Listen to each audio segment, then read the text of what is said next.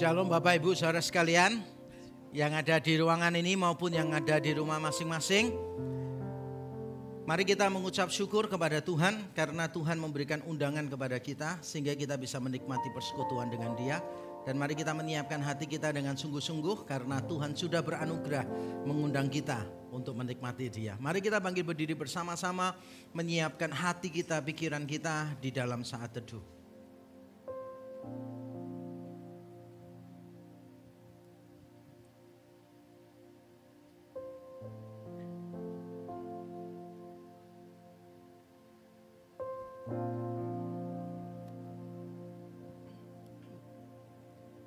Jemaat Tuhan, arahkanlah hatimu kepadanya dengan sungguh-sungguh. Marilah kita menghampiri tahta kasih karunia Bapa dengan keyakinan bahwa satu-satunya jalan ke sana telah dibuka, yaitu melalui pengorbanan darah Yesus Kristus yang sempurna, yang tertumpah di atas kayu salib, yang sudah dicurahkan ke dalam hati kita melalui Roh-Nya yang kudus.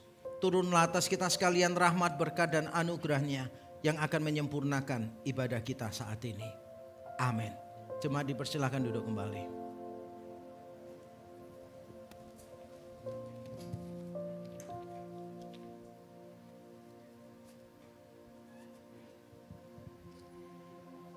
Saudara yang terkasih, berilah kepada Tuhan kemuliaan nama-Nya.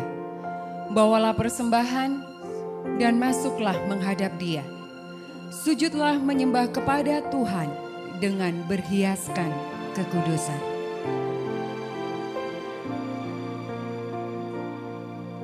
Besar mulia kasih-Mu, Kau korbankan hidup-Mu, curahkan darah-Mu sebagai ganti dosaku.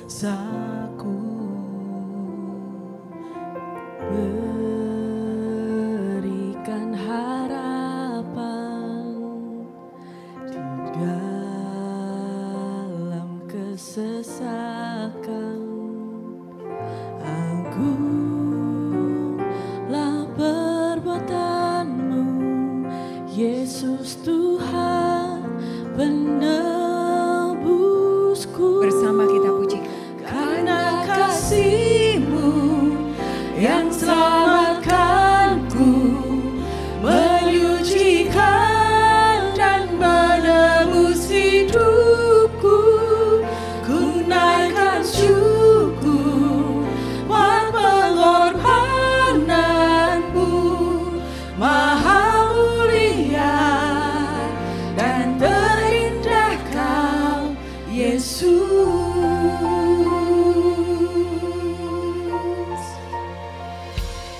Kau berikan harapan di dalam kesesakan. Agunglah perbuatan-Mu, Yesus Tuhan penebusku.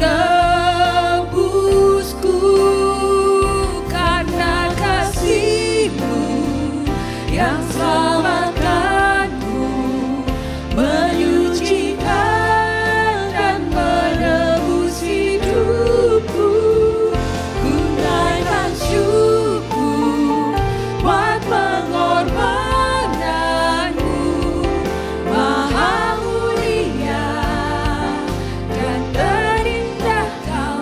Karena kasih-Mu yang selamatkanku, menyucikan dan menebus hidupku.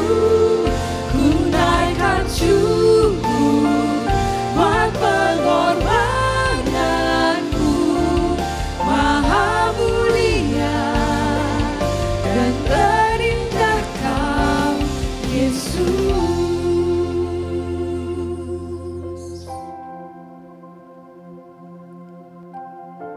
Terima kasih Tuhan.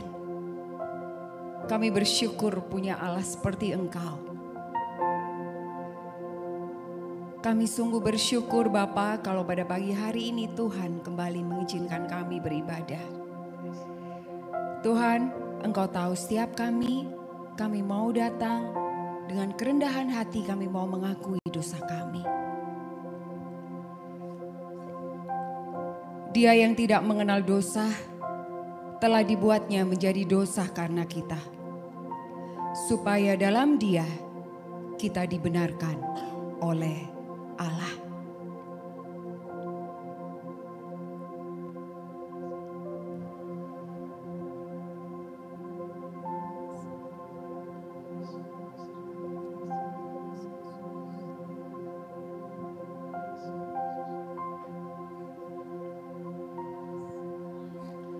Karena kasih-Mu yang selamatkanku, menyucikan dan menebus hidupku, ku naikkan syukur buat pengorbanan-Mu, Maha mulia dan terindah Kau. Karena kasih-Mu yang selamatkanku, menyucikan dan menebus hidupku, ku naikkan syukur buat pengorbanan-Mu, Maha mulia dan terindah Kau, Yesus.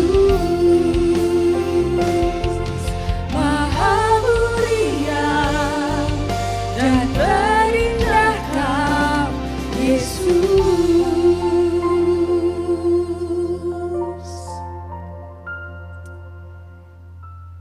Sungguh indah nama-Mu Tuhan, sungguh mulia Engkau Tuhan. Kami sungguh bersyukur pada pagi hari ini kami boleh datang memuji dan menyembah-Mu. Persiapkan kami mau memberikan yang terbaik untuk kemuliaan nama Tuhan. Karena Engkau sudah mengasihi kami. Pimpin ibadah kami Bapa. Di dalam nama Tuhan Yesus kami berdoa. Amin. Saudara, saya undang untuk bangkit berdiri. Mari bersama-sama kita mengikrarkan pengakuan iman Nisea Konstantinopel yang berbunyi demikian. Aku percaya kepada satu Allah, Bapa yang Maha Kuasa, pencipta langit dan bumi, dan segala yang kelihatan dan yang tidak kelihatan. Dan kepada satu Tuhan Yesus Kristus, satu-satunya anak Allah yang diperanakkan dari Bapa sebelum alam semesta. Allah dari Allah, terang dari terang, Allah yang sejati dari Allah yang sejati, sehakikat dengan Sang Bapa, oleh siapa segala sesuatu dicipta, yang untuk kita manusia dan untuk keselamatan kita telah turun dari sorga dan diinkarnasikan oleh Roh Kudus dari anak darah Maria dan dijadikan manusia. Ia telah disalibkan juga bagi kita di bawah pemerintahan Pontius Pilatus. Ia menderita dan dikuburkan, dan pada hari ketiga ia bangkit kembali sesuai dengan kitab suci dan naik ke sorga dan duduk di sebelah kanan Bapa. Dan ia akan datang kembali dengan kemuliaan untuk menghakimi orang yang hidup dan yang mati, yang kerajaannya tak akan berakhir. Dan aku percaya kepada Roh Kudus, Tuhan dan pemberi kehidupan, yang keluar dari Bapa dan Anak, yang bersama-sama dengan Bapa dan Anak, disembah dan dimuliakan, yang telah berfirman dengan perantaraan para nabi. Dan aku percaya satu gereja yang am dan rasuli. Aku mengakui satu baptisan untuk pengampunan dosa, dan aku menantikan kebangkitan orang mati dan kehidupan di dunia yang akan datang. Amin. Tetapi jika kita hidup di dalam terang, sama seperti Dia ada di dalam terang, maka kita beroleh persekutuan seorang dengan yang lain, dan darah Yesus Anaknya itu menyucikan kita daripada segala dosa. Dengan penuh ungkapan rasa syukur, kuasa darah Kristus yang menyelamatkan, mendamaikan dan menyucikan itu senantiasa tersedia untuk orang-orang waktu mereka menghampiri Allah melalui Kristus.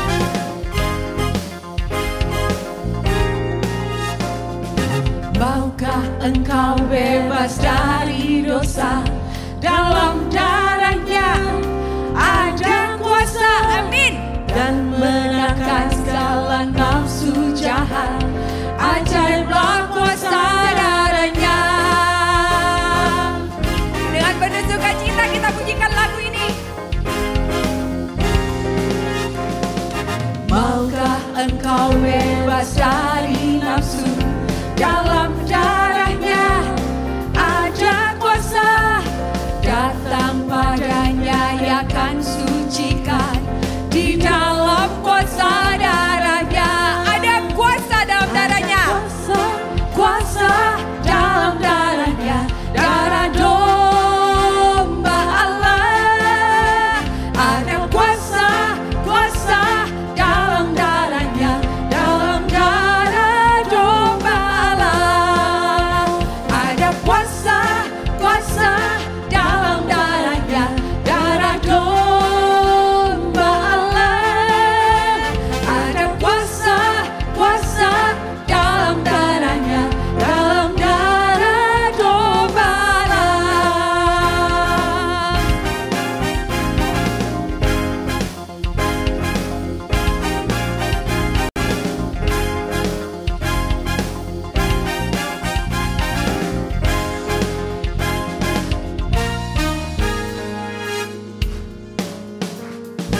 Dosaku tak dihapus hanya oleh darah Yesus.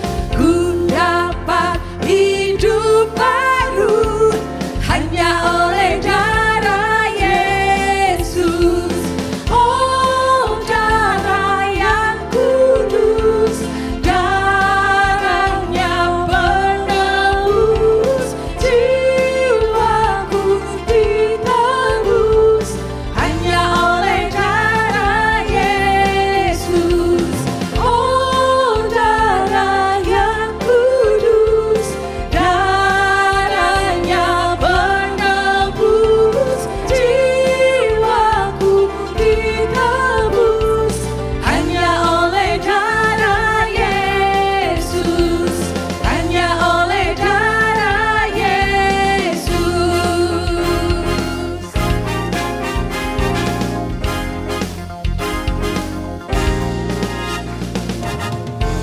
Haleluya, hanya oleh darah Yesus dosa kita dapat ditebus. Saudara yang terkasih, saya persilakan duduk kembali.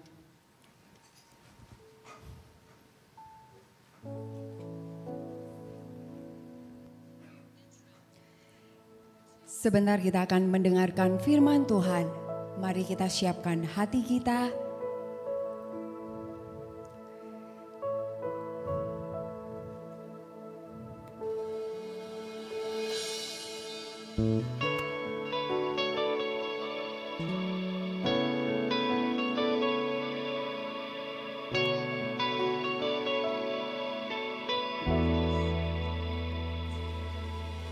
Bila ku buka mataku dan lihat wajahmu,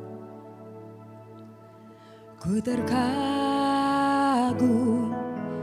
Bila ku lihat hidupku dan karya tanganmu, ku tersanjung karena semua yang baik dalam hidupku itulah karyamu. Kau beri kesempatan yang baru dan ku ingin mengenalmu Tuhan lebih dalam dari semua yang ku kenal.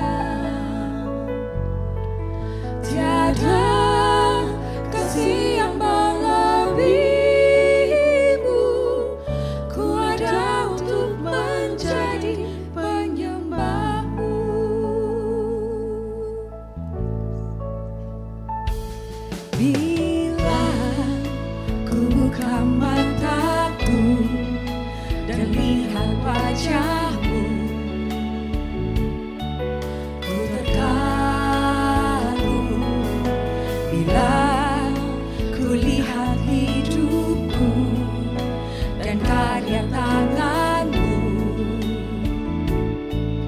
ku tersanjung karena semua yang baik dalam hidupku itulah karyamu. Kau beri kesempatan yang baru dan ku ingin mengenalmu Tuhan lebih dalam dari semua yang ku kenal. Tiada kasih yang melebihimu, ku ada untuk menjadi penyembahmu.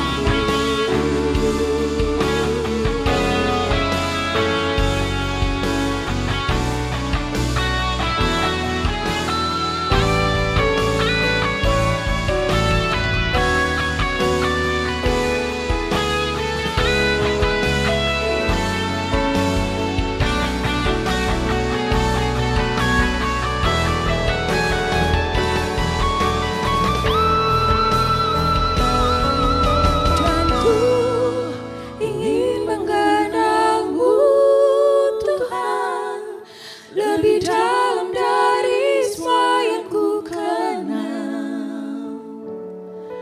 Tiada kasih yang melebihimu, ku ada untuk menjadi penyembahmu. Dan ku ingin mengenalmu Tuhan lebih dalam dari semua yang ku kenal. Tiada kasih yang melebihimu, ku ada untuk menjadi penyembahmu.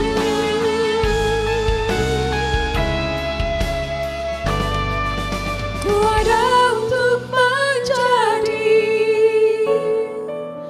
penyembahmu. Ya benar Tuhan, kami diciptakan untuk menjadi penyembah-Mu. Karena kami tahu kami diciptakan untuk memuliakan Engkau dan untuk menikmati Engkau selama-lamanya. Tapi kami juga menyadari tidak mungkin hidup kami bisa memuliakan Engkau kalau kami tidak dibebaskan dari semua dosa kami. Dan untuk itu kami bersyukur Kristus sudah datang, mati bagi dosa-dosa kami, membebaskan kami dari kuasa dosa, melepaskan kami dari hukuman dosa yaitu maut. Dan kami bersyukur Injil diberitakan terus-menerus di tengah-tengah ibadah kami. Kiranya Engkau terus-menerus membuka mata rohani kami supaya kami bisa melihat, semakin merayakan keindahan Injil, semakin melihat dan merayakan kecukupan dan keberhargaan Kristus di dalam hidup kami. Terima kasih. Sebentar kami akan mendengarkan firman-Mu. Kami juga rindu sekali lagi Injil yang benar, Injil yang menyelamatkan, kematian dan kebangkitan Kristus, penebusannya yang sempurna dan beranugerah. Kiranya diberitakan sejelas-jelasnya di antara kami ya Tuhan. Karena tanpa kuasa Injil tidak mungkin ada transformasi yang sejati dalam diri kami. Kami menantikan Engkau berkenan berbicara dan bekerja melebihi dari kata-kata hamba-Mu, melampaui dari apa yang mampu kami doakan atau pikirkan. Terima kasih, kami menyiapkan hati kami untuk mendengarkan firman-Mu di dalam nama Tuhan Yesus Kristus. Amin. Amin. Nah Bapak Ibu saudara sekalian, hari ini adalah minggu yang keempat dan seperti biasa di gereja kita tercinta, kalau minggu keempat itu waktunya untuk khotbah berseri secara eksposisi. Jadi mengingatnya itu sebetulnya gampang. Tiap minggu yang genap kita pasti akan seri khotbah eksposisi. Kalau minggu kedua dari perjanjian lama, kalau minggu keempat dari perjanjian baru. Dan nanti kita akan bersama-sama belajar dari 2 Korintus 1 ayat 5 sampai yang ke-7. Tapi sebelumnya saya mau bertanya, siapa di sini antara 0 sampai 10 yang suka menderita? Pasti saudara bertanya, pertanyaan apa sih? Konyol banget. Kita cenderung tidak menyukai penderitaan. Kita cenderung tidak menyukai penderitaan. Ada beragam sikap terhadap penderitaan. Nah kalau saya mau ceritakan ekstrimnya, maka ada 2 ekstrim sebetulnya. Di sebelah kiri adalah orang-orang yang menyukai penderitaan. Dan sebelah kanan adalah orang-orang yang sama sekali tidak menyukai penderitaan, yang suka mencari kesenangan. Dan ada namanya masing-masing. Nanti kita coba lihat kira-kira kita masuk yang mana. Ekstrim yang kiri yang menyukai penderitaan itu dinamakan masokis atau asketis. Masokis itu apa? Nanti saya terangkan. Masokisme itu apa? Asketisisme apa? Saya terangkan. Ekstrim yang kanan adalah hedonisme. Yang ini tidak perlu saya terangkan, saudara semua sudah mempraktekkan. Langsung tahu kan maksudnya. Nah, saya akan terangkan coba masokisme itu apa. Masokisme itu sebuah paham keyakinan bahwa menderita itu enak. Jadi mereka sengaja menyiksa diri untuk mendapatkan kesenangan. Itu namanya masokisme. Anak saya pernah tanya kepada saya, apakah saya ini seorang masokis? Karena saya ini kalau dioperasi dokter saya selalu tanya, bisa lokal enggak biusnya? Karena saya pikir kalau saya dioperasi dokter dan saya bisa melihat prosesnya, itu akan lebih menyenangkan. Jadi saya pernah dioperasi pergelangan tangan saya, sama dokter disuruh tidur, ditutupin mata saya. Saya bilang, dok saya mau duduk aja, mau lihat prosesnya. Jangan, loh saya sudah bayar dokter include menonton sekalian. Jadi akhirnya saya duduk ngobrol dengan dokternya sambil dokternya kemudian mengoperasi saya. Waktu saya operasi mata juga begitu. Saya menonton video sebelumnya. Karena saya ingin tahu nanti prosesnya itu seperti apa. Apakah mata saya diambil, dikeluarkan terus dioperasi atau tetap aja mata saya kayak begini begitu. Lalu saya nonton videonya, ternyata tetap nggak dikeluarin. Cuma dimasukin 3 jarum. 1 untuk air, 1 untuk laser, 1 untuk laser.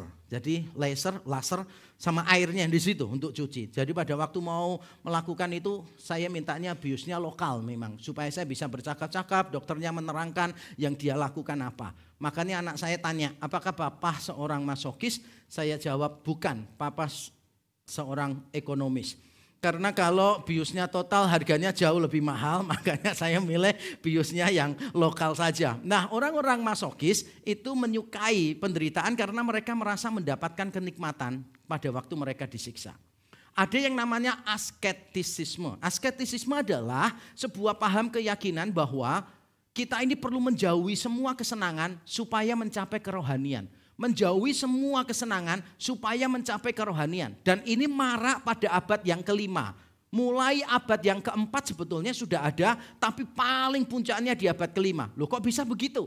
Karena selama abad pertama dan abad ketiga Masehi, orang Kristen itu dianiaya terus. Nah setelah agama Kristen diterima sebagai agama resmi oleh Kaisar Konstantinus, maka orang Kristen gak bisa menderita lagi. Dan mereka bingung bagaimana cara menderita untuk Kristus. Maka yang mereka lakukan adalah menjual semua harta bendanya, diberikan kepada orang miskin, lalu mereka pergi ke gua, tinggal di padang gurun, bahkan ada yang tiap hari itu memendamkan dirinya di padang pasir. Cuma kelihatan kepalanya saja. Dalam 3 bulan langsung pengikutnya jadi 400. Makanya saudara kalau mau gereja berkembang, saudara tahu masukan apa yang bisa diberikan kepada pendeta saudara. Supaya cepat berkembang dalam 3 bulan langsung pengikutnya itu ratusan. Ada orang yang suka semacam itu karena mereka merasa menderita bagi Kristus lebih rohani. Itu namanya kaum asketis. Tapi ada juga ekstrim yang tidak suka penderitaan yang dikenal dengan nama hedonisme. Yang saya bicarakan ini hedonisme sekarang ya, bukan hedonisme Yunani kuno. Kalau saya terangkan itu agak sedikit kompleks. Saya bicara yang lebih sederhana, hedonisme sekarang ini. Ada orang-orang yang tidak suka menderita sama sekali. Saya memperhatikan beberapa orang panas dikit aja ya, jalan di luar panas itu rasanya kayak, aduh panas gitu kan ya. Belum pernah dia ngalamin. Ngelihat mantan digandeng orang lain lebih ganteng, lebih kaya. Panasnya lebih panas daripada sinar matahari gitu kan. Yang pernah ngalami katakan amin. Ada orang yang tidak tahan menderita dikit komplain gitu kan. Nah hari ini saya akan mengajarkan kepada saudara, saya akan mengajarkan cara menyikapi penderitaan yang benar. Konsep seperti apa yang perlu kita miliki sehingga kita bisa menyikapi penderitaan dengan benar. Dan mari kita membaca 2 Korintus 1 ayat 5-7. Kita baca yang keras. Bapak Ibu Saudara yang hidupnya menderita silakan baca yang keras supaya saya bisa tahu fokus kemana seperti biasa. 2 Korintus 1 ayat 5-7. Mari baca bersama-sama 1, 2, 3. Sebab sama seperti kami mendapat bagian berlimpah-limpah dalam kesengsaraan Kristus, Demikian pula oleh Kristus kami menerima penghiburan berlimpah-limpah. Jika kami menderita, hal itu menjadi penghiburan dan keselamatan kamu. Jika kami dihibur, maka hal itu adalah untuk penghiburan kamu. Sehingga kamu beroleh kekuatan untuk dengan sabar menderita kesengsaraan yang sama seperti yang kami derita juga. Dan pengharapan kami akan kamu adalah teguh, karena kami tahu bahwa sama seperti kamu turut mengambil bagian dalam kesengsaraan kami, kamu juga turut mengambil bagian dalam penghiburan kami. Amin. Amin. Izinkan saya mengingatkan Bapak Ibu Saudara tentang khotbah sebelumnya di ayat 3 dan 4. Di ayat 3 dan 4 Paulus berkata begini, aku mengucap syukur kepada Bapa. Kenapa dia mengucap syukur? Karena Bapa itu sumber segala penghiburan. Bapa menghibur Paulus sehingga Paulus bisa menghibur orang lain yang menderita. Jadi di dalam penderitaan Paulus dia dihibur oleh Bapa sehingga dia bisa menghibur orang lain yang menderita. Ayat yang baru kita baca itu memberikan penjelasan. Orang lain itu siapa yang dimaksud? Yaitu jemaat di Korintus. Ayat yang baru kita baca menerangkan bagaimana Allah menghibur Paulus dan bagaimana penghiburan yang diterima Paulus bisa menghibur jemaat di Korintus. Keterkaitan khotbah sebelumnya dengan khotbah hari ini seperti itu. Jadi sekali lagi dalam khotbah sebelumnya Paulus bersyukur karena Bapa menghibur dia sehingga dia bisa menghibur orang lain. Sekarang kita belajar orang lainnya itu adalah jemaat Korintus dan Paulus menerangkan bagaimana Allah memberikan penghiburan kepada kita. Seperti biasa saya akan menerangkan khotbah saya mau kemana dulu supaya Bapak Ibu Saudara bisa memahami dengan lebih baik. Jadi hari ini saya akan membagi menjadi dua bagian besar. Yang pertama dengan cepat saya akan menerangkan jenis penderitaan yang dimaksud di sini. Jenis penderitaan yang dimaksud apa? Lalu bagian yang kedua yang paling penting yang menjadi inti khotbah saya akan menerangkan konsep seperti apa yang kita perlu miliki supaya kita bisa menyikapi penderitaan dengan benar. Dan sekarang langsung saja kita masuk pada jenis penderitaan yang dimaksud di sini. Saya mengajak kita membaca sekali lagi ayat yang ke-5a, bahasa Indonesia menerjemahkannya begini Saudara, ayat 5a. Sebab sama seperti kami, subjeknya itu kami, sebab sama seperti kami mendapat bagian berlimpah-limpah dalam kesengsaraan Kristus. Bahasa Indonesia menerjemahkannya begini, beberapa versi juga begini. Menurut saya terjemahan ini kurang tepat, tidak jelas. Di dalam teks Yunani, saya sudah cek, ternyata subjeknya bukan kami. Subjeknya itu adalah kesengsaraan Kristus. Jadi Paulus berkata begini, kesengsaraan Kristus melimpah untuk kami. Sebab sama seperti kesengsaraan Kristus melimpah untuk kami, demikian pula penghiburan kami melimpah di dalam Kristus. Subjeknya berbeda. Bahasa Indonesia dan beberapa versi subjeknya itu kami. Seolah-olah yang aktif itu kita. Jadi kita aktif mengambil bagian di dalam kesengsaraan Kristus. Tapi yang dimaksud Paulus sebetulnya bukan itu. Yang dimaksud Paulus itu adalah kesengsaraan Kristus aktif melimpah untuk kita. Aktif bekerja dengan limpah untuk kita. Terus bedanya apa ya sebetulnya di sini? Bedanya itu begini Bapak Ibu. Kalau terjemahan bahasa Indonesia memberi kesan menderita itu pilihan. Tergantung kita mau mengambil bagian atau enggak dalam kesengsaraan Kristus. Berarti kan ada orang yang mengambil bagian, ada orang yang tidak mengambil bagian. Karena subjeknya kan kami, kita, manusia, orang percaya. Tapi ini kesan yang keliru. Maksudnya Paulus bukan gitu. Paulus berkata begini, sebab sama seperti kesengsaraan Kristus melimpah untuk kami. Berarti bukan pilihan kita ini. Yang aktif itu memang Allah. Jadi Kristus memang aktif memberikan kesengsaraannya melimpah untuk kita. Wah, ini kabar baik. Kabar baik ya terjemahan hurufiahnya. Kita mungkin berpikirnya, wah lebih enak terjemahan bahasa Indonesia nih. Karena kan kami yang mengambil bagian. Kalau enggak kan enggak masalah sih. Apalagi bagian kita serahkan istri kita serahkan suami kita. Enggak apa-apa, ambil bagian saya aja. Saya terbiasa mengalah gitu kan. Ternyata bukan itu yang dimaksud. Yang dimaksud adalah memang kesengsaraan Kristus melimpah untuk kita. Berarti sengsara bagi Kristus itu bukan pilihan. Tapi hal yang tidak terelakkan. Maksudnya begitu. Memang bukan pilihan. Tapi hal yang tidak terelakkan. Setiap orang yang percaya kepada Yesus dengan sungguh-sungguh pasti menderita. Kok bisa begitu? Ini dia penjelasannya. Jadi sebagaimana Kristus menanggung sengsara karena dosa dunia, di pasal 5 ayat 14 dikatakan satu orang sudah mati untuk semua orang, itu Kristus menderita sengsara karena dosa dunia. Demikian pula setiap orang yang percaya kepadanya akan senantiasa membawa kematian Kristus di dalam tubuh mereka. Di dalam pasal 4 ayat 10 kami senantiasa membawa kematian Yesus di dalam tubuh kami. Senantiasa. Memang benar begitu. Jadi orang Kristen Bapak Ibu, jadi orang Kristen pasti menderita. Pasti menderita. Siapa bilang jadi orang Kristen tidak menderita? Injil aja tentang penderitaan kok. Injil itu tentang penderitaan. Allah menjadi manusia. Tinggal di antara kita melayani orang yang berdosa. Mati di atas kayu salib. Menderita atau bukan? Susah ya jawabnya ya. Yesus itu menderita untuk kita. Bahkan Yesus miskin loh. Miskin Yesus itu. Gak bisa bayar biaya bait Allah. Sampai dia ngomong kepada murid-muridnya. Mancing. Setelah kamu mancing. Ikan pertama yang kamu dapat. Buka mulutnya. Lalu murid-muridnya mancing. Dapat ikan. Begitu dibuka mulutnya. Wah, ada uangnya di situ. Sampai muridnya kaget. Ini ikan atau mesin ATM? Kok ada uangnya? Bukan ya. Murid-murid kagetnya bukan karena itu. Murid-muridnya itu buka mulut, kaget ya langsung. Ternyata yang mata duitan bukan cuma istri saya. Ternyata ikan juga mata duitan. Ada koin aja diembat gitu kan. Nah Tuhan Yesus gak bisa bayar biaya bait Allah. Menderita gak? Menderita. Jadi Injil itu tentang Allah yang menjadi manusia yang menderita. The Messiah that we believe in is the suffering Messiah. Mesias yang kita percaya adalah Mesias yang menderita. Sehingga kalau saudara sering mendengar kabar-kabar di luar sana, jadi orang Kristen enak, jadi orang Kristen kaya, jadi orang Kristen makmur, jadi orang Kristen hidupnya dipenuhi dengan hal-hal yang dahsyat. Sorry to say, Alkitab tidak pernah mengajarkan begitu. Di sini kita tidak mengajarkan begitu.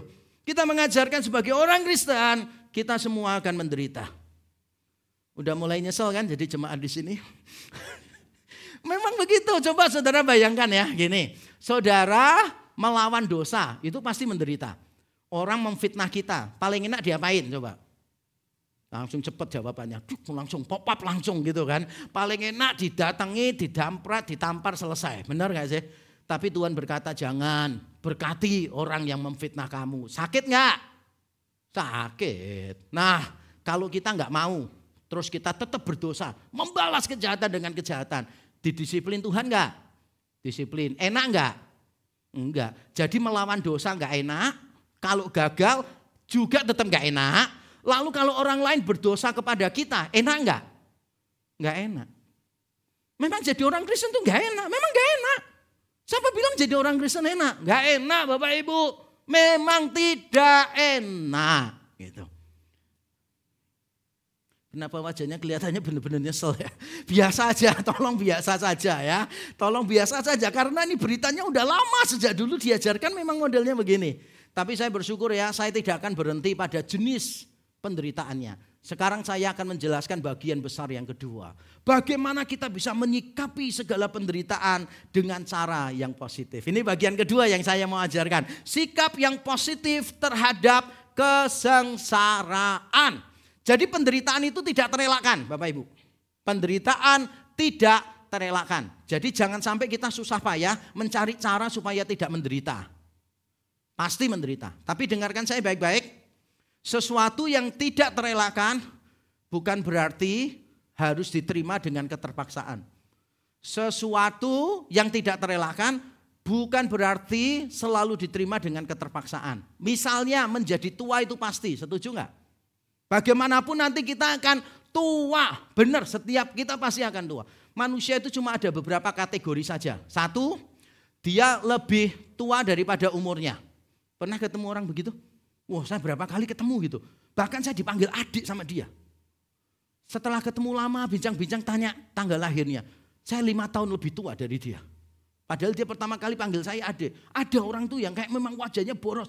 Saya nggak tahu kenapa wajahnya bisa boros. Mungkin pada waktu makan gorengan, bungkusnya itu pakai kalender. Waktu makan sekali kan kalendernya dimakan. Cepet tua pokoknya orangnya. Ada orang yang cepet tua. Tapi ada juga orang yang awet muda. Wah, saya pernah ketemu orang usianya 60 tahun. Wah, saya sampai ngomong, wah bapak ini awet muda loh.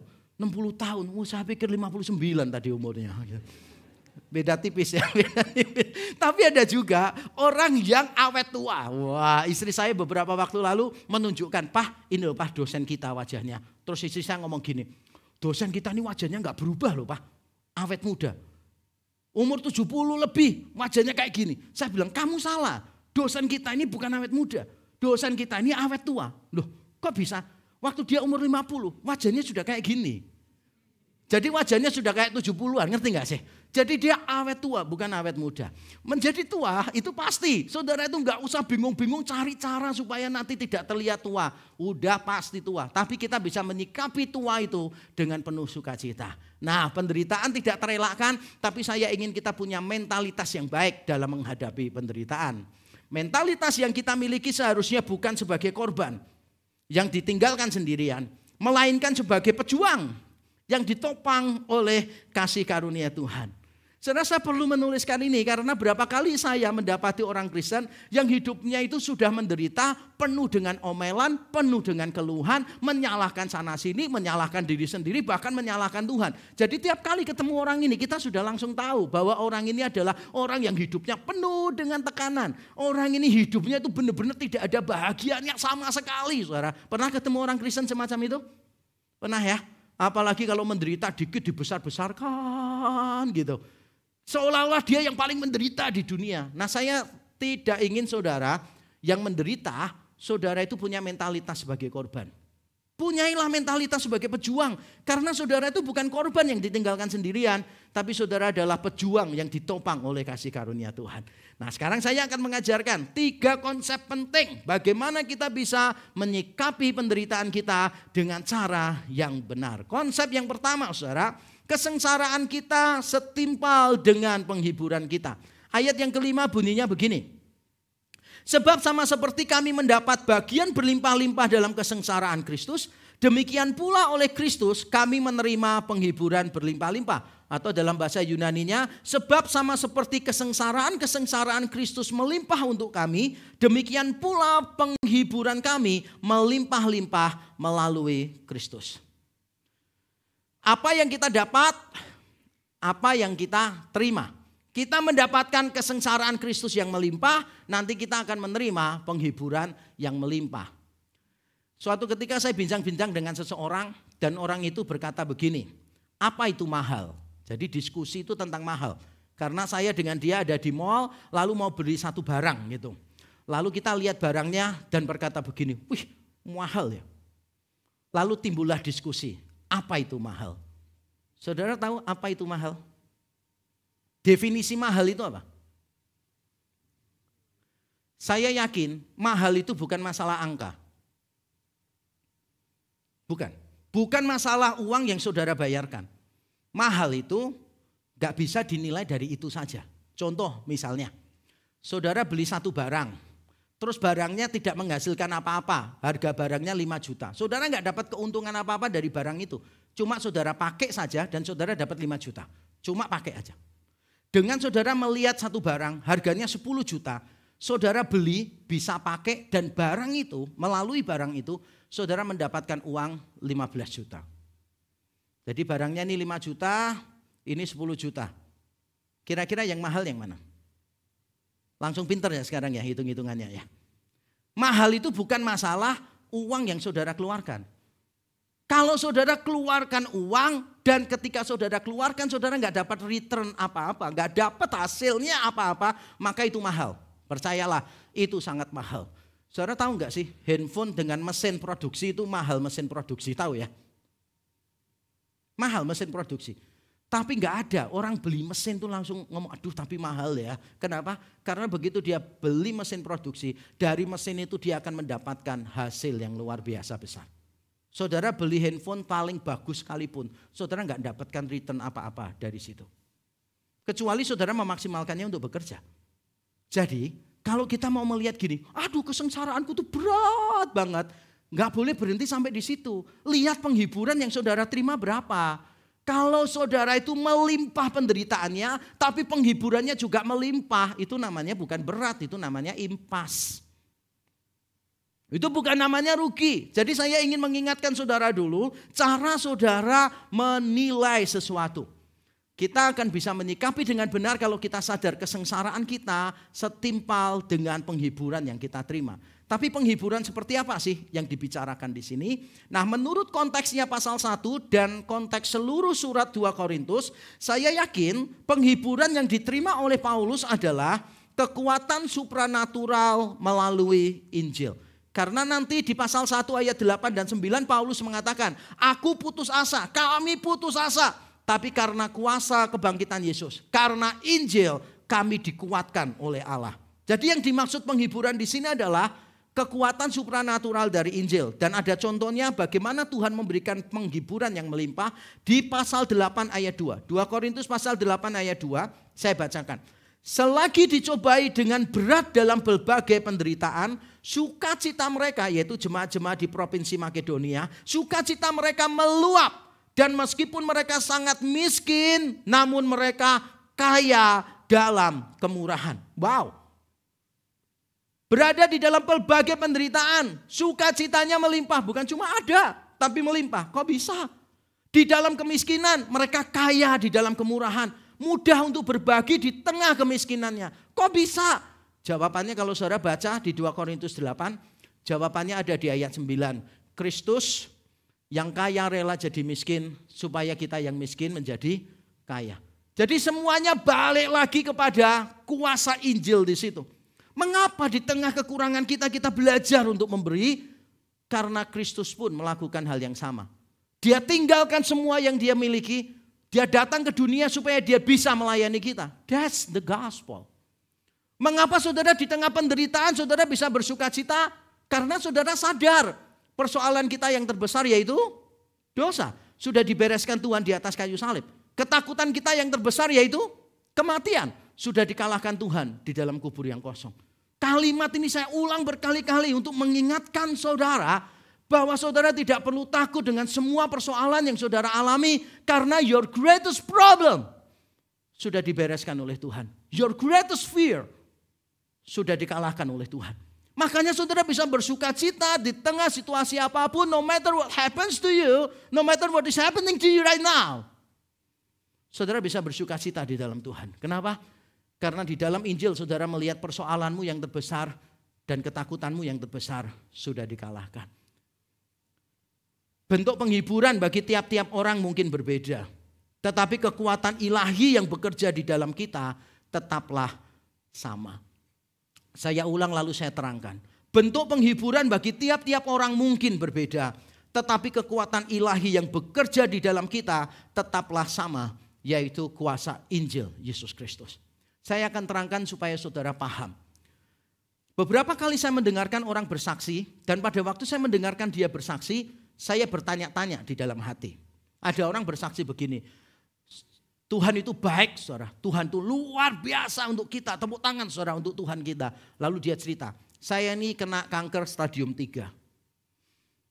Tapi Tuhan baik kepada saya saudara.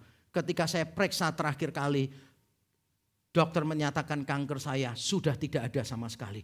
Tuhan baik kepada saya. Tepuk tangan untuk Tuhan. Di tengah orang-orang tepuk tangan, saya yakin ada beberapa orang yang punya pertanyaan. Orang akan bertanya begini, kalau Tuhan baik kepadamu, menyembuhkan kamu dari kanker, terus bagaimana dengan anggota keluargaku yang mati karena kanker? Apakah berarti Tuhan tidak baik kepada aku? Tidak baik kepada mereka? Pernah dengar enggak orang Kristen cerita begini, saudara dengar enggak bencana alam yang terjadi itu, kecelakaan yang terjadi di surat kabar diberitakan di mana-mana itu. Wah saudara, saya bersyukur saudara, Tuhan itu baik saudara kepada saya saudara. Seharusnya anak saya itu ada di kendaraan itu saudara.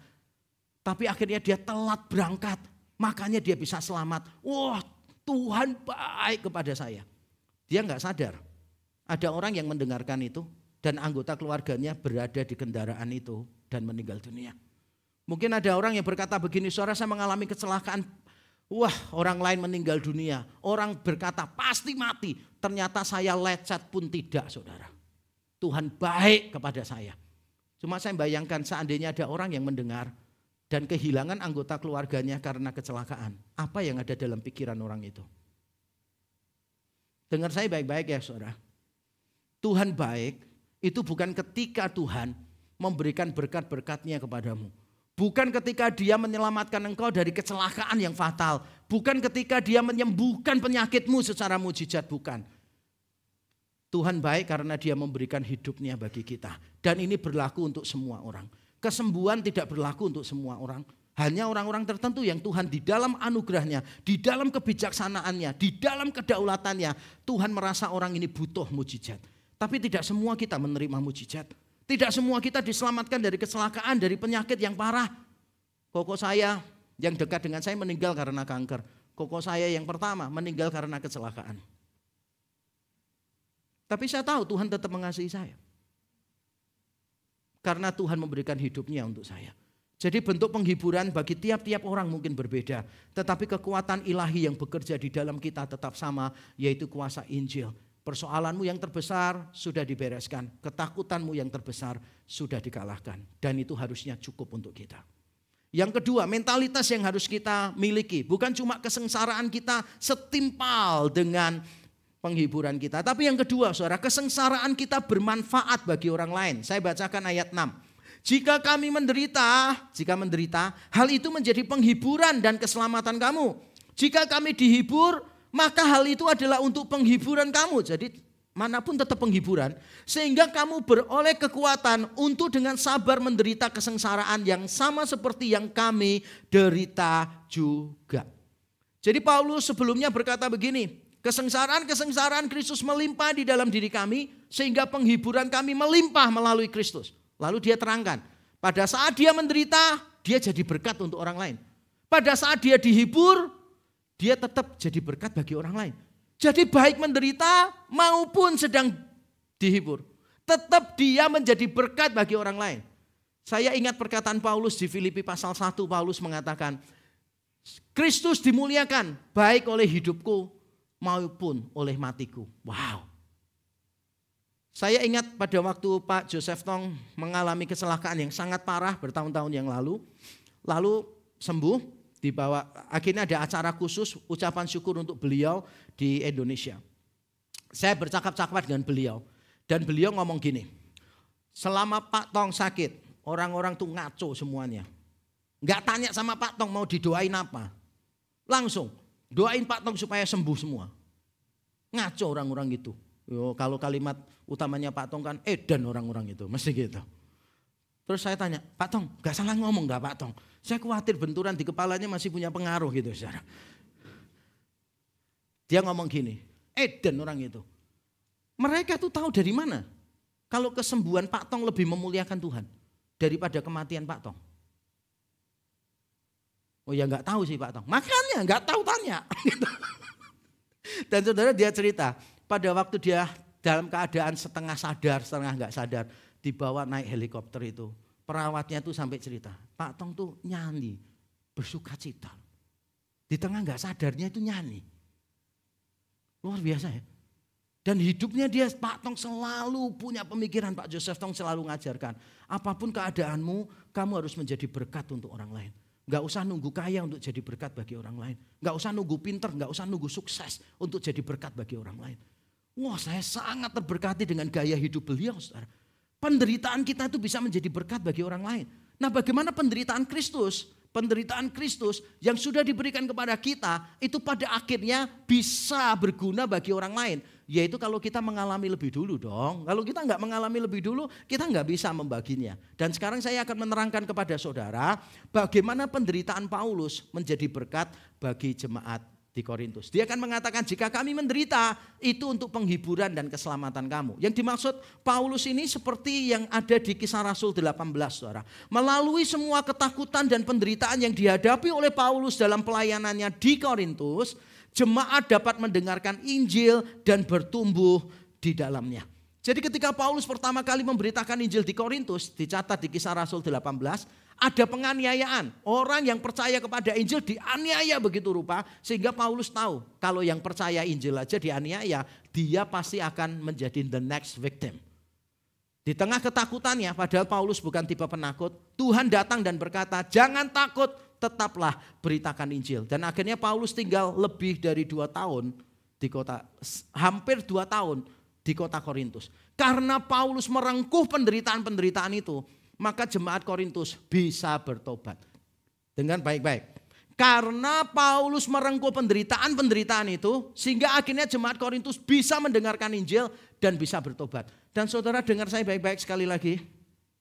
Keselamatan kita terjadi karena ada orang yang menderita, yaitu Kristus menderita bagi kita. Keselamatan sampai kepada kita karena ada orang-orang yang menderita, yaitu para rasul yang memberitakan Injil di tengah penganiayaan. Para pekabar Injil, para misionaris yang menderita begitu rupa, membawa Injil itu kemana-mana. Sehingga pada akhirnya saudara bisa mendengar Injil dan saudara bisa percaya kepada Kristus. Maka saya nggak bisa paham kalau ada orang Kristen ngomong gini, kok enak, aku yang menderita dia yang senang. Wow, keren banget. Filosofi hidupnya mendalam sekali ya salahnya. Dengar ya jemaat. Kalau Kristus punya pandangan filosofi pelayanan kehidupan kayak begitu, tidak ada satupun di antara kita yang selamat loh. Kristus mau jadi manusia, mau menderita. Kristus ngomong, kok enak aku yang menderita mereka yang senang. Dalam hidup kita saudara, kita ini memang harus menjadi berkat bagi orang lain. Di dalam penderitaan kita, tetap kita harus menjadi berkat bagi orang lain. Wow, rasanya kita hidup di tengah dunia yang keliru ya.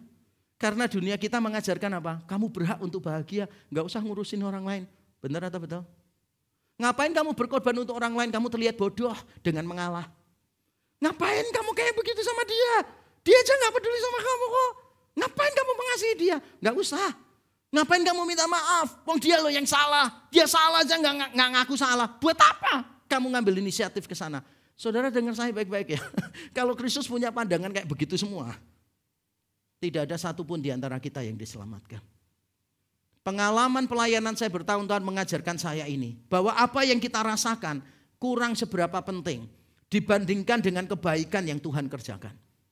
Bukan kenyamanan diri sendiri, melainkan kebaikan bagi orang yang kita layani. Apa yang kita rasakan kurang seberapa penting dibandingkan dengan kebaikan yang Tuhan kerjakan. Bukan kenyamanan diri sendiri, melainkan kebaikan bagi orang yang kita layani. Saudara, saya pernah beberapa kali dalam situasi pelayanan di mana menurut saya itu telah dizolimi gitu, diperlakukan secara tidak adil. Suatu ketika saya berada di satu tempat pelayanan dan pimpinan saya memanggil saya berkata begini, Pak Yakob, saya kurang nyaman Pak Yakob ada di sini. Saya tanya, kenapa ya Pak ya? Dia pemimpin baru by the way, jadi saya sudah lama di sana, dia pemimpin baru. Karena semua orang lebih percaya Pak Yakob daripada percaya saya. Oke, terus salah saya apa ya Pak? Gak salah memang, cuma saya tidak nyaman. Oke, terus solusinya apa ya Pak? Terus dia jawab gini, saya ingin Pak Yakob mundur dari tempat ini, supaya saya bisa melayani dengan lebih baik. Lalu saya tanya sama dia, Bapak mau berjanji di hadapan Tuhan gak? Dan di hadapan saya sekarang, bahwa kalau saya pergi nanti, Bapak jadi pemimpin yang lebih baik. Dia langsung berdiri berdoa. Dia janji akan jadi pemimpin lebih baik kalau saya keluar. Terus saya beritahu, besok Bapak terima surat pengunduran diri saya dan berlaku sesuai dengan aturannya. Akhirnya salah satu alasan saya meninggalkan tempat pelayanan itu adalah karena saya percaya dia bisa menjadi pemimpin yang lebih baik. Dan dia tidak nyaman dengan keberadaan saya. Saya pernah berada di tempat pelayanan yang lain, pengalaman yang lain saudara. Saya merasa diperlakukan tidak adil dan yang marah bukan saya. Yang marah orang-orang yang dekat dengan saya. Dan mereka berkata, gak bisa kayak begini, kita harus melawan mereka. Lalu saya berkata, you know what I feel doesn't matter. What glorifies the Lord does matter. Yang aku rasakan gak penting. Apa yang lebih memuliakan Tuhan, itu yang penting. Kalau untuk memuliakan Tuhan aku harus kehilangan perasaanku. So let it be. Kalau saya dihina dan itu lebih memuliakan Tuhan, so let it be. Paulus bisa mengatakan kiranya Kristus dimuliakan baik oleh kematianku maupun oleh hidupku. Kenapa kita nggak bisa melakukan hal yang sama? Amin. Susah ya jawabnya ya. Salah bergereja ya. Makanya kalau bergereja tanya-tanya dulu teologinya kayak apa. Saudara, memang begitu. Injil itu bicara tentang kita menderita bagi kepentingan orang lain. Nah, berikutnya saya terangkan begini.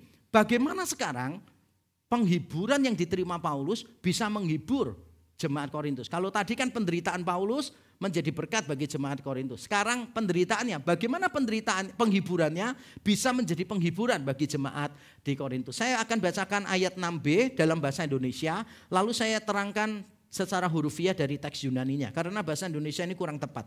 Ayat 6b berkata begini, sehingga, padahal dalam teks Yunani tidak ada kata sehingga sama sekali, enggak ada di situ.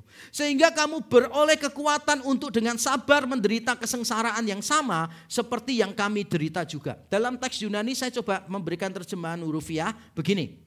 Jika kami dihiburkan, itu adalah demi penghiburan kalian. Lalu ada anak kalimat partisip yang menerangkan penghiburan kalian tadi. Demi penghiburan kalian yang akan bekerja secara efektif, energumenes, di dalam kesabaran kalian menanggung kesengsaraan-kesengsaraan yang juga kami derita. Penghiburan kami adalah untuk penghiburan kalian. Tapi penghiburan itu akan bekerja secara efektif di dalam kesabaran. Kita seringkali saudara minta kesabaran itu di depan sebagai uang muka kepada Tuhan. Itu kebiasaan kita gitu. Ketika menghadapi persoalan yang berat, ketika menghadapi tantangan di depan, kita tuh selalu minta DP dulu sama Tuhan, down payment. Tuhan kasih aku petunjuk yang jelas sekali baru aku melangkah. Benar atau betul? Tuhan aku takut, Tuhan ganti ketakutanku dengan kedamaian dulu, baru aku melangkah. Tuhan aku cemas, ganti kecemasanku dengan kedamaian dulu. Setelah diganti baru aku melangkah. Tapi Tuhan mengajarkan tidak begitu kok. Tuhan mengajarkannya gini. Jika kami dihibur, maka hal itu untuk penghiburan kamu. Penghiburan kamu itu akan bekerja dengan efektif. Energumenes. Di dalam kesabaran kamu. Berarti kita ini harus berproses dulu. Baru Tuhan kasihkan penghiburannya. Paham maksud saya? Kita berproses dulu, melangkah dulu bersama dengan Tuhan. Baru nanti Tuhan berikan pimpinannya yang lebih jelas. Tuhan berikan pertolongannya dengan lebih jelas. Tuhan berikan kedamaiannya dengan lebih besar. Tuhan berikan penghiburannya dengan lebih nyata. Itu setelah kita berproses. Harus masuk dulu di dalamnya. Lah kalau semua disediakan di awal. Hidup saudara tuh enak banget. Dan saudara gak akan beriman kepada Tuhan sih. Namanya iman selalu saya ajarkan di sini. Namanya iman selalu ada ruang untuk ketidaktahuan. Iman kita bukan iman buta, benar. Iman didasarkan pada pengetahuan, benar. Tetapi iman selalu memberi ruang untuk ketidaktahuan. Dan itu yang saya maksud di sini. Atau dengan kata lain saya mau bilang begini saudara. Orang yang mau berproses bersama Allah pasti akan mengalami penghiburan dari Allah. Orang yang mau berproses bersama Allah pasti akan mengalami penghiburan dari Allah. Ada orang suami istri bertengkar diomongin, jangan hopeless ya, Tuhan masih bisa memulihkan. Terus dia jawabnya gini, ya kita lihat aja Pak. Loh, tapi ibu harus mulai deh belajar menerima suami apa adanya. Bapak juga harus belajar melepaskan kebencian Bapak kepada istri. Ya lihatlah aja lah, saya kok gak yakin Tuhan akan memulihkan. Jawabannya salah sih, harusnya gini loh. Oke, saya belajar menerima dia apa adanya, saya akan berproses. Suaminya berkata, oke saya akan melepaskan kebencian saya, kesakitan saya kepada dia, saya akan berproses. Baru di situ Tuhan menyediakan pemulihan. Kalau saudara di awal minta semuanya jelas, bukan begitu caranya Tuhan bekerja. Atau dengan kata lain saya mau berkata begini, penghiburan dari Tuhan seringkali tidak langsung diberikan di depan, supaya kita dapat belajar untuk beriman. Diberikannya bukan di depan. Setelah kita menjalaninya, baru Tuhan sediakan untuk kita. Jangan khawatir untuk melangkah. Lompat saja. Jangan khawatir untuk melangkah. Kita ini kadang-kala ya. Saudara pernah gak ada di satu wahana? Saya itu dulu pernah jalan bersama anak-anak saya. Waktu anak saya masih SMP begitu. Terus anak saya itu lihat gini, Papa lihat yang itu gak? Yang kalau diangkat, naik lagi, terus dilepas tiba-tiba, berhenti di tengah jalan. Anak saya tanya, Papa pernah coba itu? Enggak pernah. Papa takut nggak? Takut. Ya sudah kita nggak nyoba. Loh salah. Karena papa takut, papa mau coba. Seberapa takutnya itu yang benar.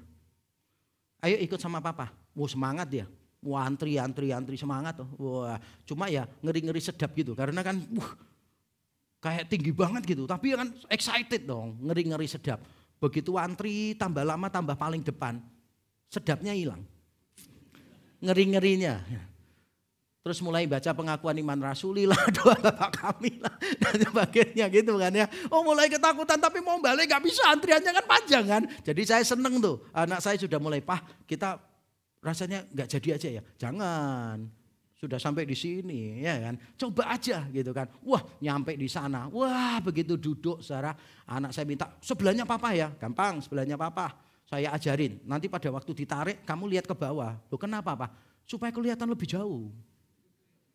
Nanti kalau di atas, kamu lihatnya di atas turun, supaya kelihatan ketarik itu, kayak di vakum gitu. Lebih enak Pak? Enggak. Tapi kan kita kepengen tahu ya kan begitu kan ya. Jalanin aja, setelah wah sabuk, pasang seatbelt apa segala macam, dijalani ya enak-enak aja ya kan. Berani dulu aja, melangkah bersama dengan Tuhan. Nanti lihat Tuhan bekerja seperti apa sesuai janjinya. Yang ketiga, konsep yang terakhir yang perlu kita miliki adalah ini. Kesengsaraan kita menguatkan pengharapan kita tentang orang lain. Ayat yang ketujuh dikatakan, dan pengharapan kami akan kamu adalah teguh. Karena kami tahu bahwa sama seperti kamu turut mengambil bagian dalam kesengsaraan kami, kamu turut juga mengambil bagian dalam penghiburan kami. Dan pengharapan kami akan kamu adalah teguh. Karena kami tahu bahwa sama seperti kamu turut mengambil bagian dalam kesengsaraan kami, kamu juga turut mengambil bagian dalam penghiburan kami. Bahasa Indonesia menerjemahkannya begitu, saudara. Jadi seolah-olah Paulus ngomong gini, kami yakin terhadap kamu, aku yakin terhadap kamu. Kenapa? Aku yakin terhadap kamu. Karena kamu telah mengambil bagian dalam penderitaan kami, maka kamu akan mengambil bagian dalam penghiburan kami.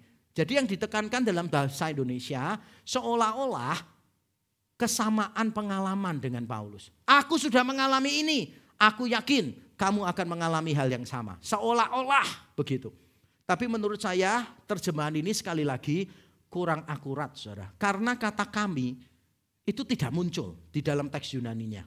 Saya tunjukkan untuk saudara ya. Ini bahasa Indonesia dan beberapa versi lain terjemahannya menurut saya kurang akurat. Bahasa Indonesia menerjemahkan begini.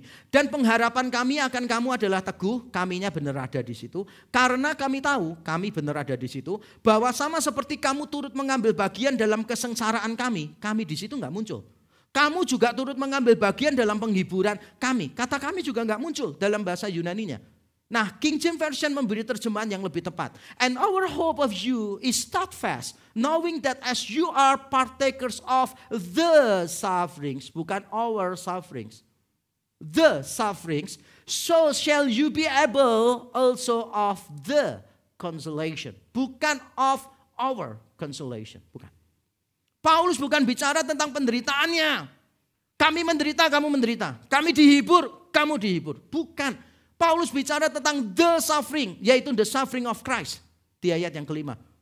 Paulus bicara tentang penghiburan, bukan penghiburannya dia, tapi penghiburannya Kristus. The consolation of Christ.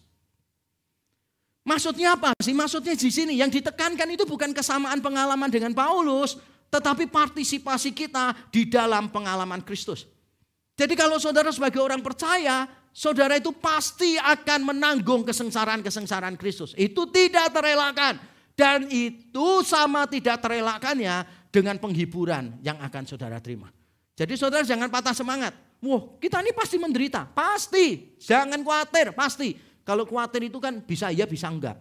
Saya pastikan enggak usah khawatir. Saudara pasti menderita. Tapi sama seperti itu pula kepastiannya bahwa saudara akan dihiburkan oleh Kristus.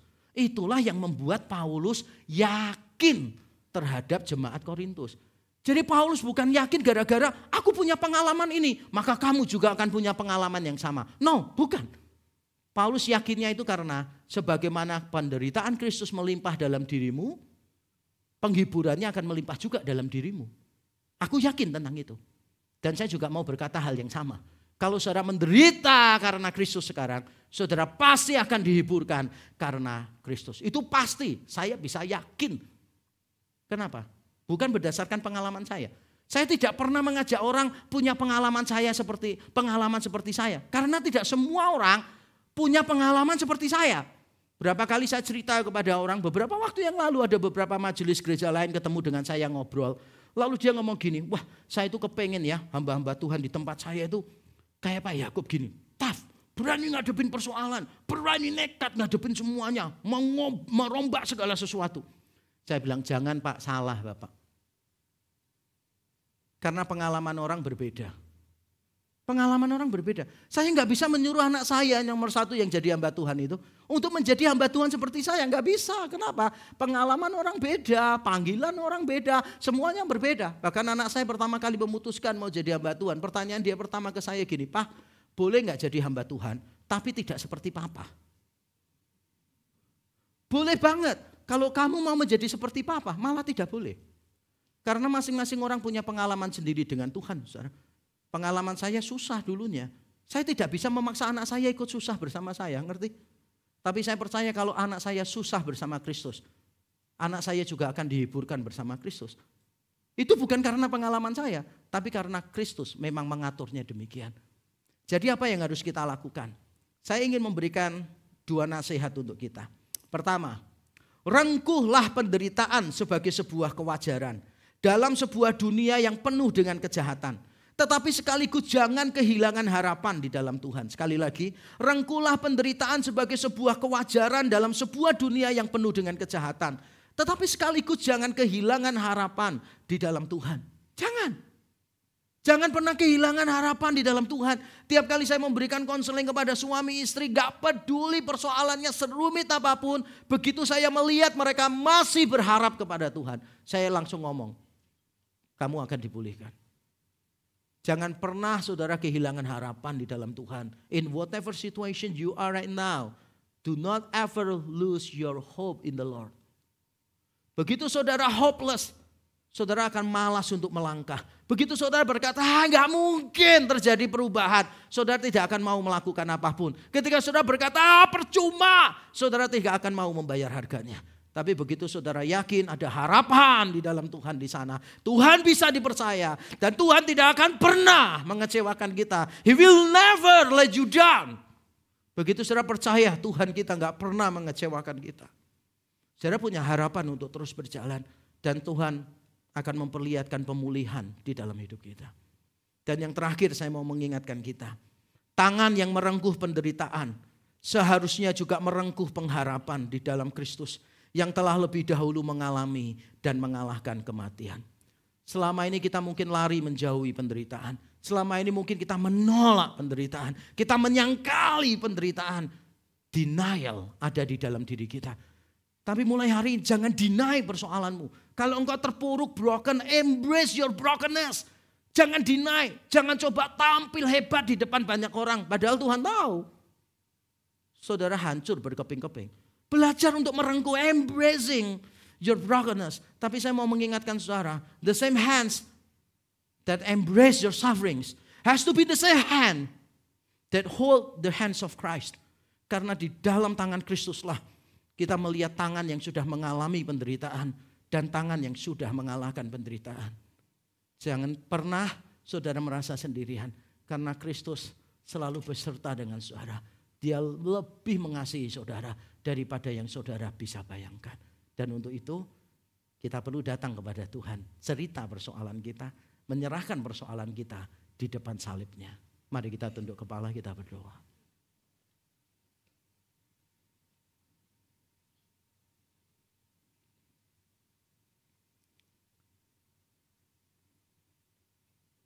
Mari masing-masing kita dengan jujur datang kepada Kristus.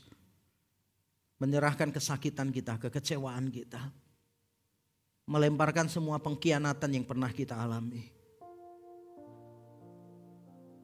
Menyerahkan semua penipuan-penipuan yang pernah kita alami.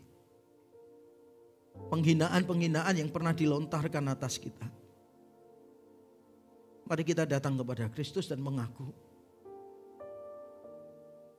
It's okay. It's okay to say that you are hurt. It's okay that you say that you feel painful. It's okay. Datang kepada Tuhan mengaku engkau sakit. Terima kasih Tuhan. Terima kasih Tuhan. Terima kasih Tuhan. Ya Tuhan Yesus, Juru Selamat kami yang agung, kami datang kepadamu. Di depan salib-Mu, kami meletakkan semua pergumulan, penderitaan, kesakitan kami, kekecewaan kami. Kami berlutut meletakkannya dengan iman. Bahwa Engkau memahami perasaan kami karena Engkau pernah merengkuh semua kesakitan itu. Kami meletakkannya dengan iman, percaya bahwa Engkau telah mengalahkan semuanya itu. Dan kami tidak pernah sendirian. Kami datang kepadamu untuk menerima penghiburan yang Engkau janjikan. Sehingga melalui penghiburan itu kami bisa menghibur orang lain. Tuhan tolonglah kami. Supaya kami menjadi cerminan Injil. Berbuat kebaikan bagi orang lain. Karena Kristus pun sudah berbuat yang sama bagi kami. Terima kasih. Di dalam nama Tuhan Yesus kami berdoa dan bersyukur. Amin. Tuhan memberkati kita.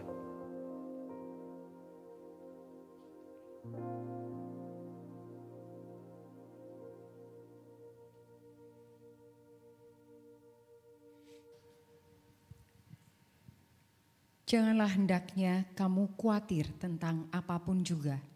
Tetapi nyatakanlah dalam segala hal keinginanmu kepada Allah dalam doa dan permohonan dengan ucapan syukur. Tiba waktunya kita akan memberikan persembahan untuk saudara yang beribadah secara onsite. Saudara bisa memberikan persembahan melalui scan QRIS ataupun melalui amplop yang tadi sudah dibagi. Nanti selesai ibadah bisa dimasukkan di dalam kotak persembahan. Untuk saudara yang beribadah secara online, saudara bisa memberikan persembahan melalui scan QRIS juga ataupun transfer ke dalam rekening yang tertera di layar. Untuk mempersiapkan persembahan, mari kita menyaksikan pengumuman minggu ini. Shalom, welcome to Reform Exodus Community. This is our church, this is our home. Kami ucapkan selamat datang bagi Anda yang baru bergabung hari ini. Jika Anda ingin lebih mengenal REK, silahkan dapat menghubungi nomor berikut ini. Mari bergabung dalam doa pagi setiap Sabtu pukul 5:30 pagi. Bagi Anda yang belum tergabung dalam grup WhatsApp, silahkan mendaftar di link berikut ini untuk mendapatkan link Zoom. Ayo teman-teman muda, bergabunglah di dalam persekutuan remaja dan pemuda. Langsung hubungi kontak berikut ini. Shalom jemaat terkasih, setelah mempertimbangkan dan memperhitungkan keefektifan pembangunan, maka tim misi REK memutuskan untuk menambah pembangunan satu ruang guru di atas water tank yang telah usai dikerjakan. Karena itu dibutuhkan penambahan dana pembangunan dari yang sudah dianggarkan. Persembahan dana dapat Anda transfer melalui rekening berikut ini, dan untuk info lebih lanjut silakan menghubungi Ibu Venisa. Shalom saudara-saudara, bulan puasa sebentar lagi akan tiba dan sebagai warga negara Indonesia kita sepatutnya menunjukkan kasih dan solidaritas kita kepada sesama. Saya mengundang setiap Bapak Ibu Saudara untuk melibatkan diri dalam pengumpulan dana untuk bakti sosial. Kita akan mengirimkan ratusan paket sembako kepada masyarakat yang berada di sekitar gereja-gereja cabang REK di wilayah Surabaya. Saya tahu kebutuhan gereja kita sendiri sudah cukup besar, pembangunan kampus Amadeus, juga pembangunan untuk renovasi REK Galaxy Mall, dan juga pembangunan sekolah di Sorong. Tapi jangan sampai semua kebutuhan internal itu menghalangi kita untuk menjadi berkat bagi orang-orang di luar yang Tuhan tempatkan di sekeliling kita. Pastikan Bapak Ibu Sarah melibatkan diri di dalam acara yang sangat penting ini. Info detail silahkan Bapak Ibu Sarah perhatikan baik-baik, dan saya sungguh berdoa kiranya kita semua digerakkan hatinya untuk berbuat kasih kepada sesama. REK memberkati masyarakat sekitar. Tuhan memberkati kita.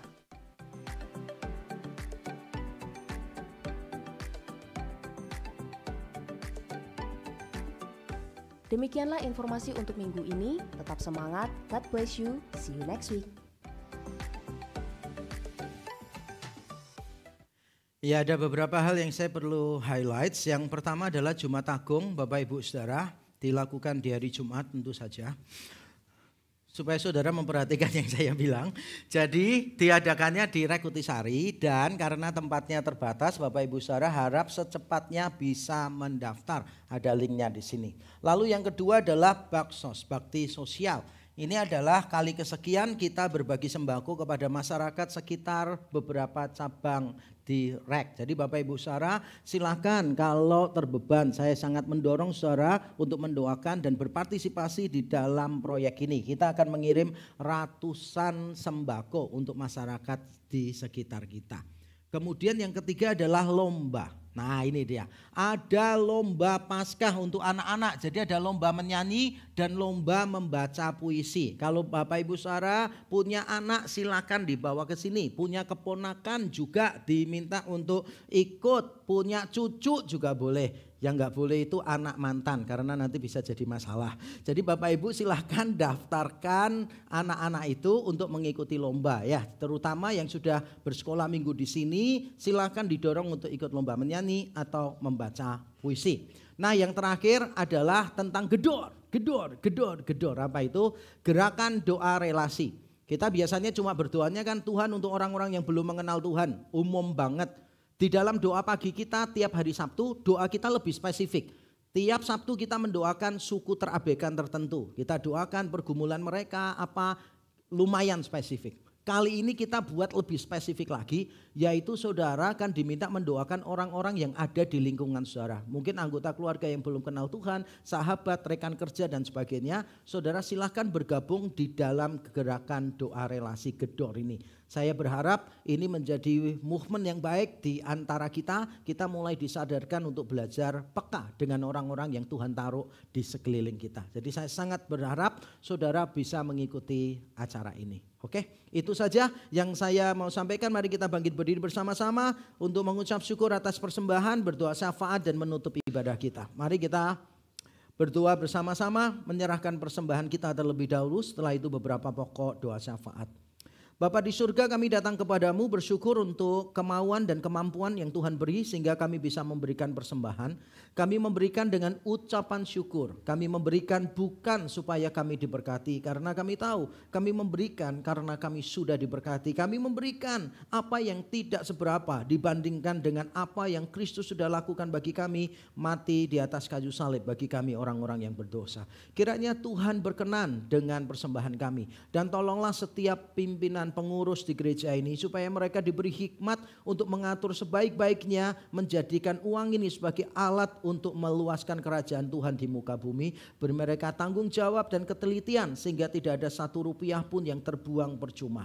Tuhan kiranya berkenan menolong mereka. Kami juga ingin menyerahkan untuk beberapa pokok doa syafaat kami. Yang pertama, kami ingin berdoa untuk beberapa daerah yang dilanda bencana. Kami serahkan semuanya ke dalam tangan Tuhan. Kiranya Tuhan menolong Badan Penanggulangan Bencana Nasional. Kami serahkan mereka ke dalam tangan Tuhan. Tuhan berikan kesigapan. Tuhan juga lindungi mereka pada waktu mereka berusaha untuk melakukan evakuasi, menolong para korban, mengatasi semua infrastruktur yang rusak. Kami berdoa kiranya Tuhan memberi mereka keamanan dan perlindungan. Kami berdoa untuk para pejabat yang terkait, baik pemerintah pusat maupun terutama di pemerintahan daerah, supaya mereka dengan sigap mereka mencari dan dengan sigap memberikan pertolongan bagi para korban. Kami berdoa beri mereka rasa keadilan, rasa kemanusiaan, kasih yang besar kepada para korban dan keluarganya, sehingga mereka akan melakukan semua yang mereka lakukan dengan semangat ya Tuhan. Terima kasih.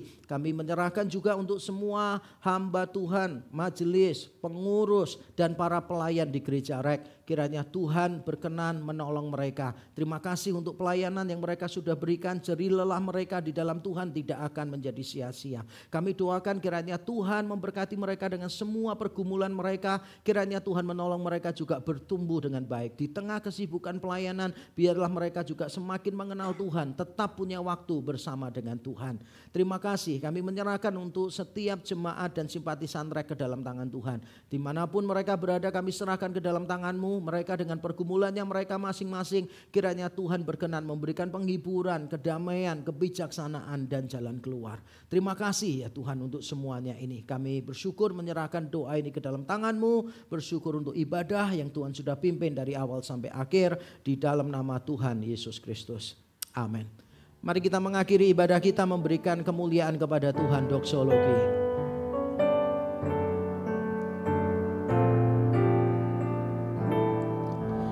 Puji Allah Bapa Putra, puji Allah Roh Kudus, ketiganya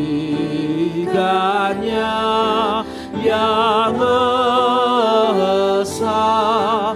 Pohon selamat sumber berkat. Jemaat Tuhan, arahkanlah hatimu kepadanya. Bersiaplah untuk diutus Tuhan menjadi saksinya di tengah-tengah dunia. Dan untuk itu engkau memerlukan berkat-berkatnya. Terimalah berkatnya. Kiranya Bapa di surga memberkati dan menyertai engkau. Kiranya Yesus Kristus menyinari engkau dengan wajahnya dan memberi engkau kasih karunia. Kiranya Roh Kudus menghadapkan wajahnya kepadamu dan memberi engkau damai sejahtera sekarang sampai selama-lamanya. Terimalah berkat dari Allah Tritunggal ini di dalam nama Tuhan Yesus Kristus. Amin.